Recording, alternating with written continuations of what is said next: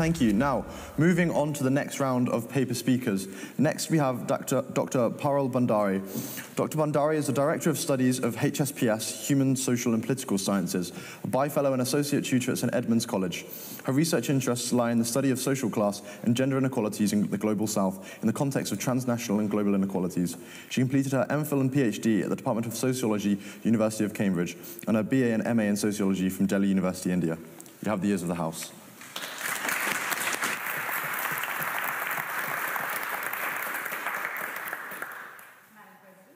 Mr. President, ladies and gentlemen, thank you very much for inviting me to speak of this very pertinent motion. This House believes that we're living in an imperial world. I want to begin by setting my premise. What I want to say is that it is important to understand that colonial power relations extend beyond direct political rule, beyond rule of administration, and even when political rules, political relationships between two regions cease to exist. What happens then? How do power relations between former colonies and colonizers exist? In the way of thinking, in the way of apprehending the world, in the way of understanding beings. This, ladies and gentlemen, is better understood by this term coloniality, not colonialism, coloniality. Now, there are different ways of understanding coloniality. Our opponents over here have mentioned one aspect, which is coloniality of power, which means when the global north establishes some kind of continued control over global south, for instance, getting raw materials from former colonies, making products, selling them at overpriced products, Apple products, China, to everyone, right? The other is when they also take away ideas from various parts of the world or subsume the ideas and think and present their own ideas as being more valued. Now, this is the point that I want to discuss a bit more, which is coloniality of knowledge and coloniality of being, not just coloniality of power, some of which has been disputed right now. What is coloniality of knowledge? It is when the colonizers' ways of thinking also begin to shape our ways of thinking. For instance, when we think of democracy, we immediately think of French Revolution, not the Haitian Revolution. When we think of capitalism, we immediately think of the West. In fact, that was one of the primary criticisms against Marx. Coloniality of being, the third kind of coloniality, is when we think of certain groups of people as being more inferior than the others, or equally, certain groups of people as being more evolved than others. This is quite pertinent to the argument that I want to make. But before I kind of give the examples to support my argument, I just want to add one more thing. There are a few words that have been used in the debate so far: progress, advancement, development.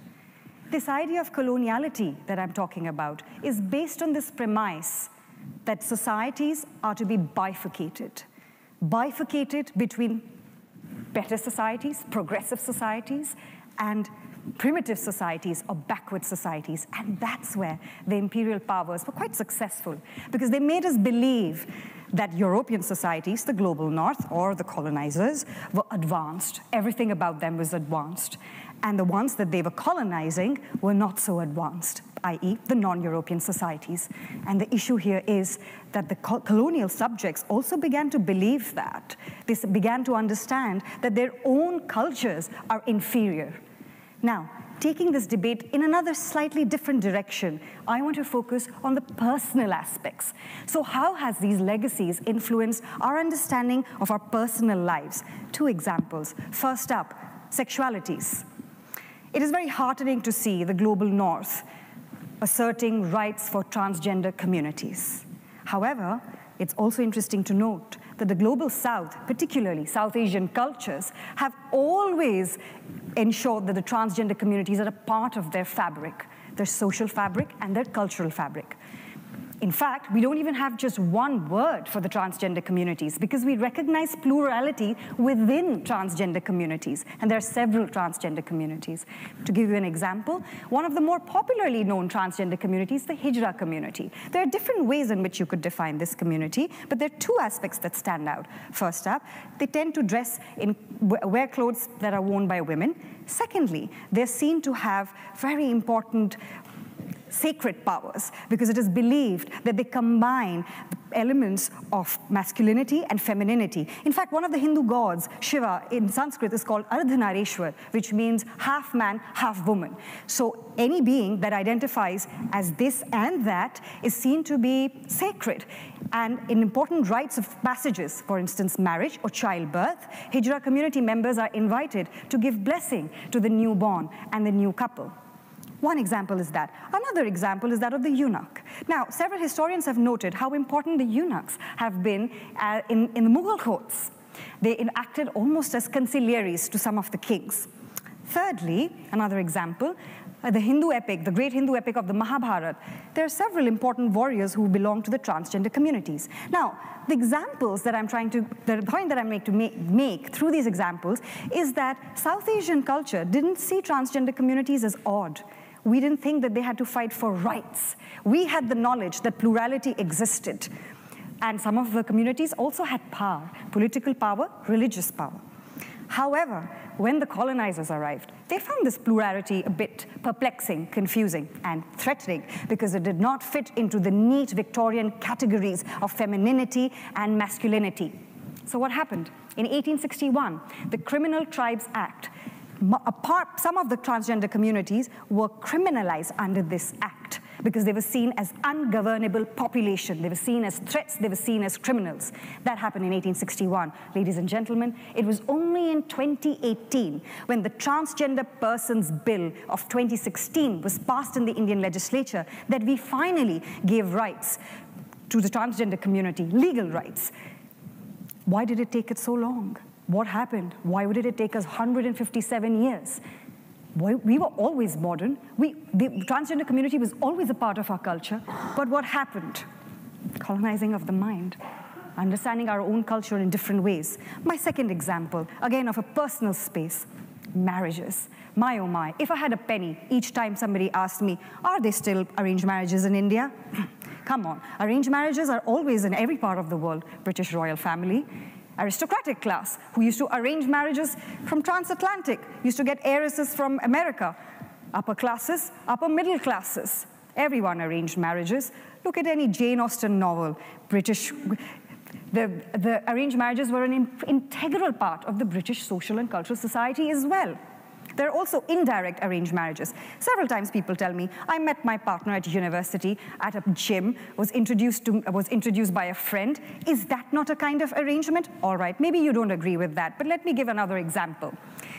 If our basic premise of an arranged marriage is that there's matching of CVs, ladies and gentlemen, what about dating apps? I'm assuming some of you already have dating apps on your phone right now. Tell me, why do you swipe right? Why do you swipe left? First up, physical appearances. Second, university, profession, hobbies, interests. Isn't this a marker of class identity and status? So tell me, how is it that when the same principles are used by the center of the world, the global north, it is seen as modern, it is celebrated as assertion of love and agency, but when the same aspects are used by the global south, it is seen as backward? My final example, love. It is assumed that every person in the West has married for love. We never ask any Westerner if you're married, if you had an arranged marriage or a love marriage. Okay, ladies and gentlemen, how many words are there to describe romantic love in English? One, love. Did you know that in the South Asian society, just in two languages, Hindi and Urdu, there are about 5 different words to describe romantic love. Pyar, ishq, prem, mohabbat, junoon. All of these words denote a very specific idea of romantic love.